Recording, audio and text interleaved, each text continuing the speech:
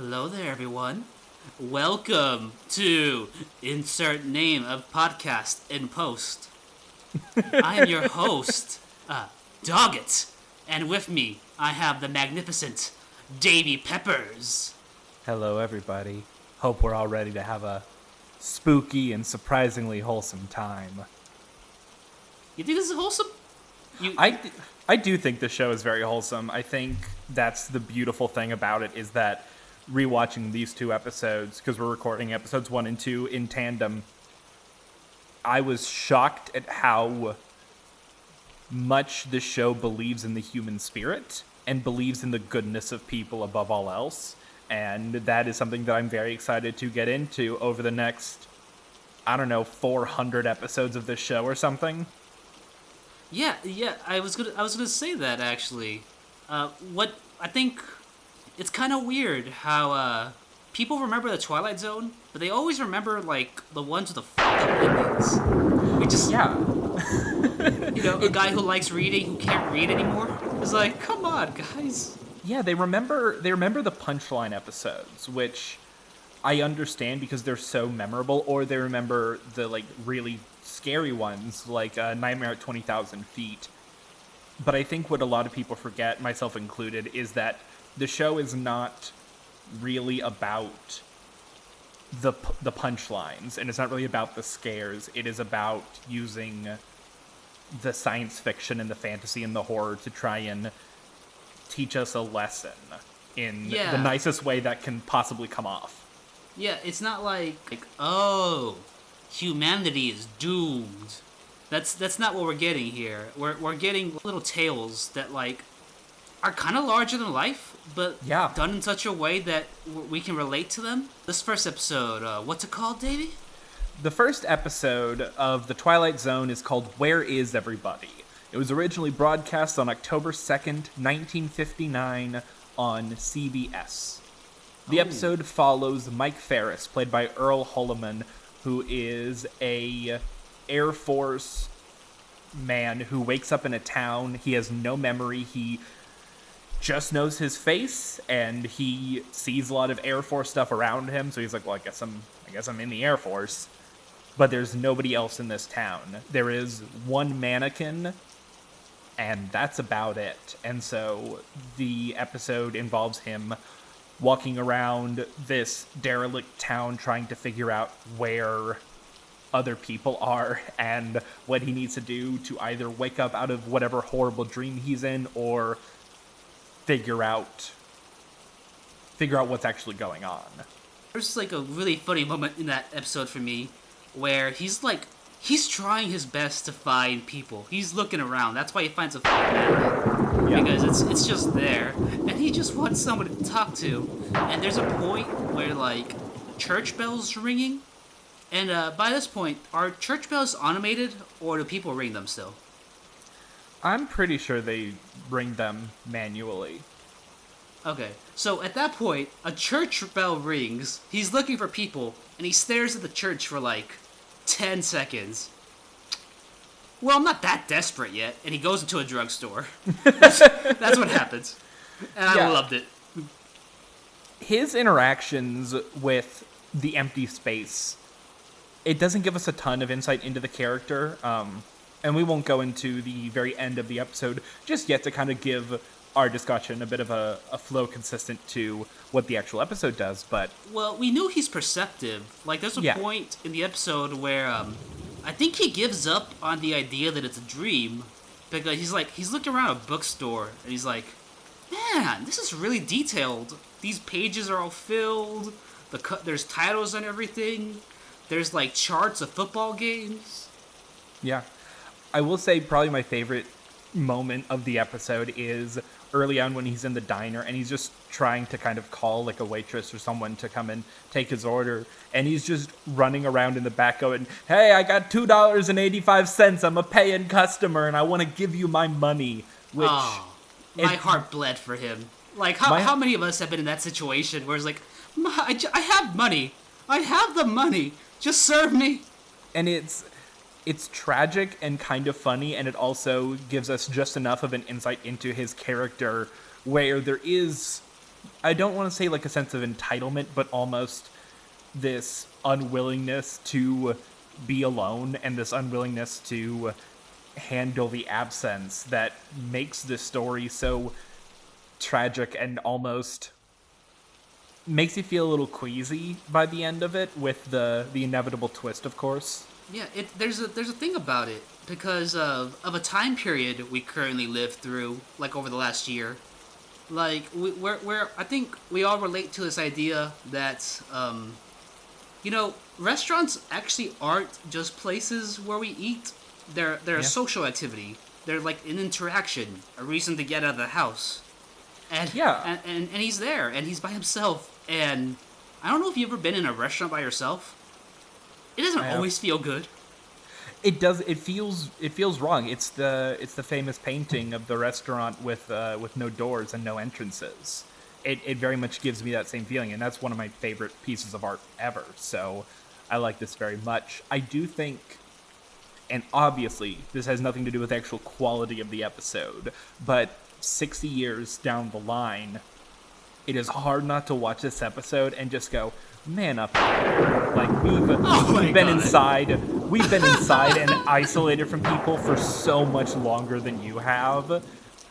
Well, Dave, it's not that he's by himself. He doesn't know who he is. He has no memories. And I understand that, and I'm not saying that that's necessarily the right attitude to have about it, but that was just the instinct that my brain came up with just watching this man lose his mind after being completely alone and just being like, you got a bookstore.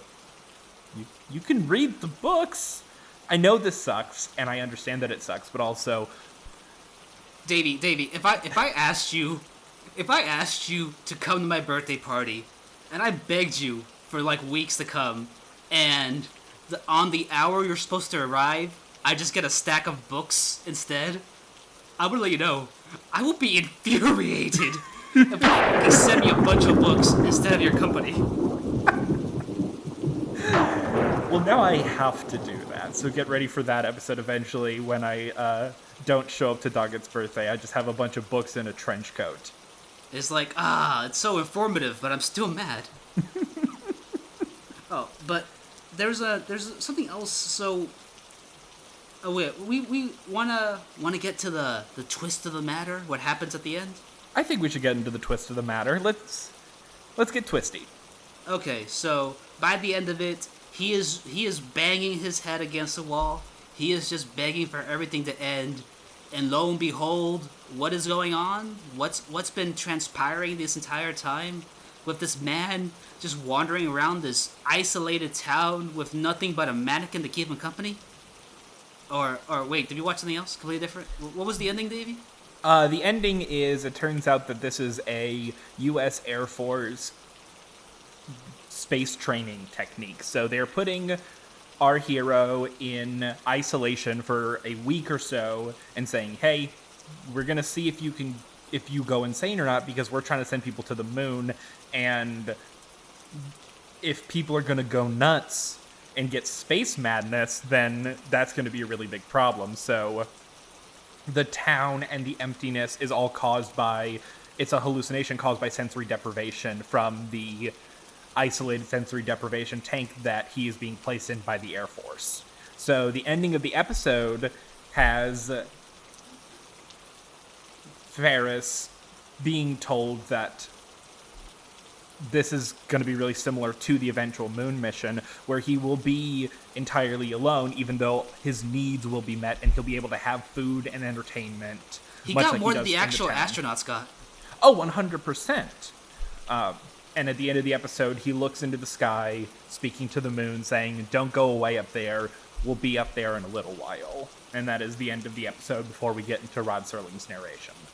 Yeah, so I want to talk about that ending. So the other people in the room asked, so what happened? And the person in charge went, well, he cracked. Like, that's what's going to happen. And we're still going to send him on a mission. He's looking at the moon. Like, the person in question, the one who's gone throughout this entire ordeal, we're told cracked, and does he look broken by the end of it? He looks like he's still ready. It's a very interesting problem with this episode, is that we don't really see the residuals of the madness on his face that we will in later episodes of the show, of course. But I think he is probably much more ready than he should be. Really, that's what I found uplifting. Yeah. We thought this person is cracked, but there's a goal. There's still there's something humanity is trying to achieve. Yeah. And it went through the ringer, and we're still ready. Yeah, it's going through the ringer and saying, "All right, put me back in, coach. I'm ready to try again." Because as he's being carried away in a stretcher. But at this time, it was such a unifying thing for America that I completely understand why he would see this horribly traumatic experience and go, "All right, cool, round 2, bitches.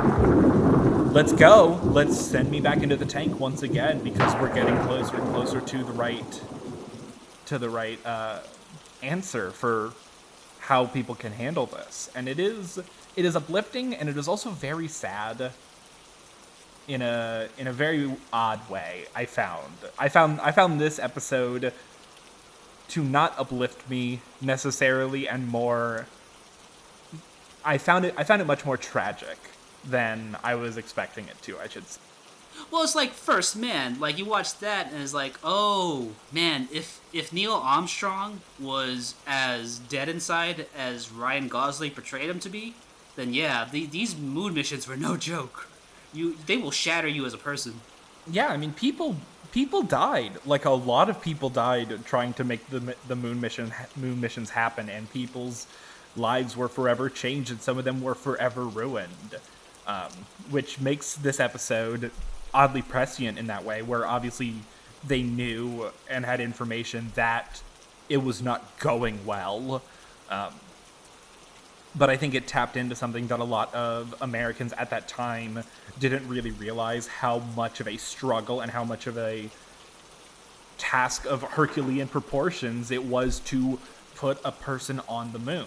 Well, yeah, it's the 50s. Back then, we thought it was made out of cheese. We just wanted to fly up there in our rocket made out of crackers to colonize.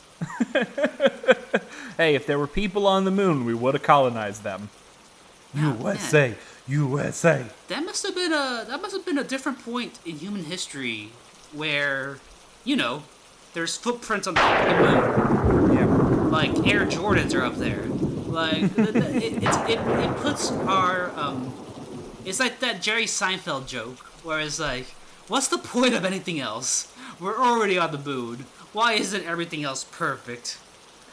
It's that achievement though, isn't it? It's something special about it. Yeah, it's that achievement, and also I think this episode is a very perfect refutation of that joke. Why do anything else? Because we did the big thing. There's nothing you can't do. There is nothing pushing us away from future endeavors, because we did do the big thing. So what's the point?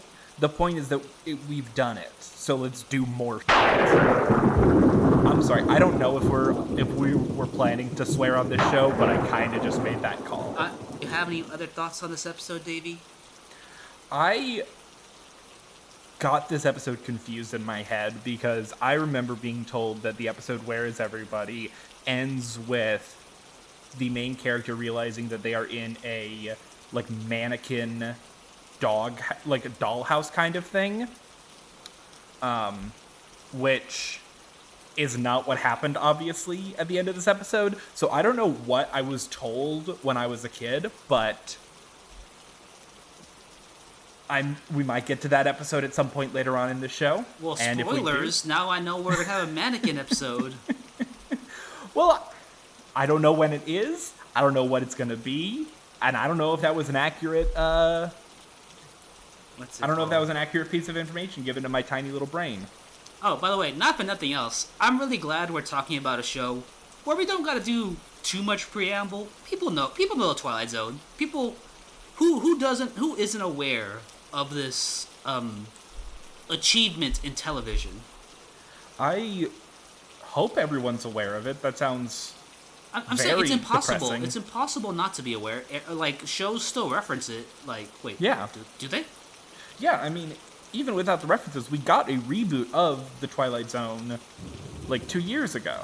And it didn't make a huge impact, but The Twilight Zone is such a integral piece of both culture and entertainment that we've had. I mean, it's inspired everything from The Simpsons. Simpsons Treehouse of Horror to basically every piece of science fiction that we've gotten since, to John Landis murdering 3 people. Like, it has such an intense repercussion in our Dave, society. you're just gonna interject that one in there? We'll get to the movie.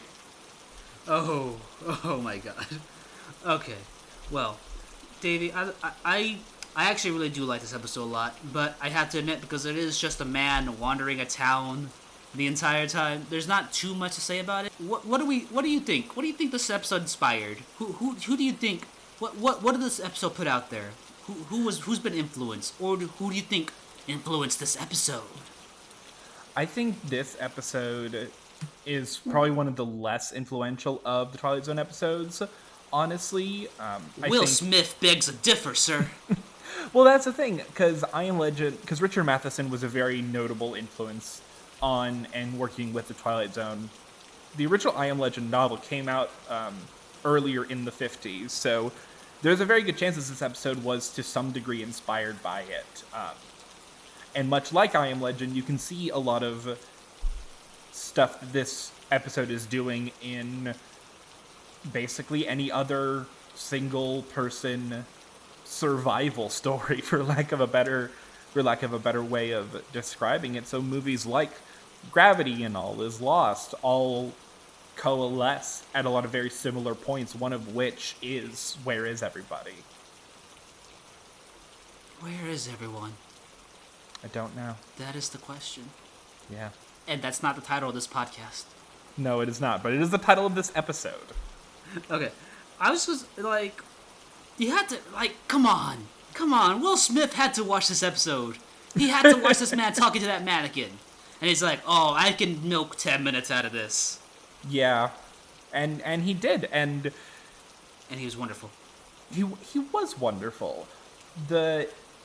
Looking at this episode in comparison to films that do similar stuff, like I Am Legend or even Castaway, it's interesting because I think that this episode doesn't get that aspect of it as right as it can.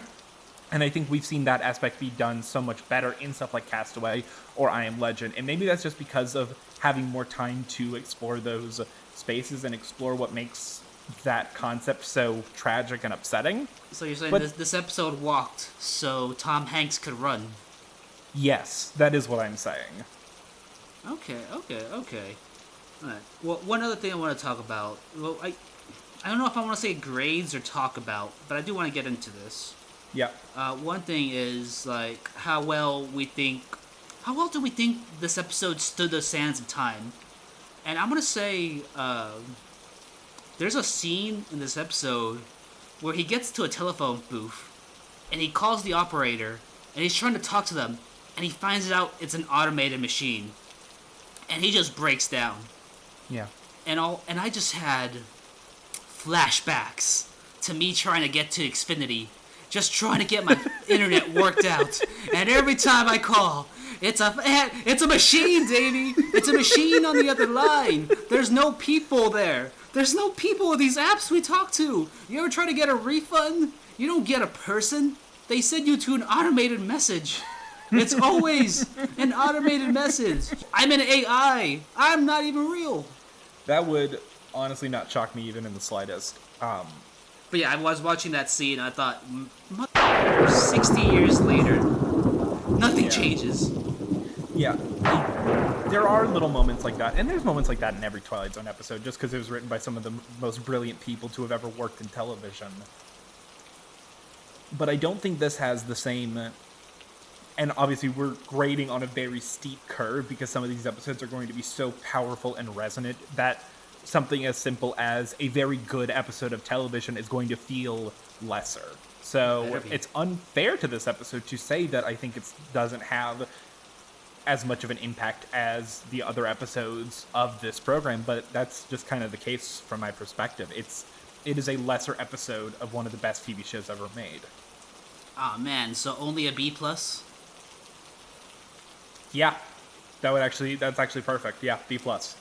Yeah, I would say on how well this episode is aged, like something like that. I would say just those moments like that where we're talking about like him like deciphering his own like this trying his best to decipher if he's having a dream to the robots on the telephone. It resonated with me, I gotta admit, and just escaping into your own head, like we all play with that idea. It's a reoccurring thing in humanity, just the ability for us to like, you know what? I don't like this situation. This is where I live now. Just hidden underneath the hood. Yeah. Final thoughts, Davey. My final thoughts are, I think about... Actually, wait, pause. Okay. When I think about how this episode would be received if it aired today, I think it would be a completely middle of the road episode. I don't think it has anything that has not been improved on by things that have learned from it, which may not be fair because again we're dealing with over half a century of time and art in its wake. Oh man, don't call this episode Atari. But some of these episodes are Atari. They are important and they are valuable and they have been surpassed time and time again. And some of these episodes are the Super Nintendo, where maybe some things are prettier, maybe some things are more complicated, but nothing has gotten to that level of absolute pinpointed perfection. And I don't think either of those things are wrong or bad. They're great Atari games. This is a great middle-of-the-road Twilight Zone episode. And you know what we say about that? A middle-of-the-road Twilight Zone episode is still better than a perfect Outer Limits episode. Or anything that you've watched, anything that any of us have watched in the past week. Yeah, but I was just like I was saying, I was more endeared to this than you were. Yeah. I think I actually saw this a long time ago with some friends, and we were just at the edge of our seats. Like, I wasn't sure what the payoff was gonna be, and I have to admit, I was pretty sure, it will probably have a so-so payoff. As long as this guy's not dead, it will be okay with me. Yeah. But I don't like those kind of stories where, what was the point of following this character then? Yeah. Let me lay it on to you guys. I'm messed up in the head, and I hate writers. So if a story ends with a person dying, it's a horror movie and all the characters die, I don't watch that movie again because what's the point? But that's we'll get into that later. That's just dwelling into my personality. But this episode, me and my friends were watching it, and it's that build-up. It's unnerving. It's something that hits my soul. Just think about that, Davey. I want you know what, Dave? I want you to imagine that. Just imagine only living with yourself, and that's it.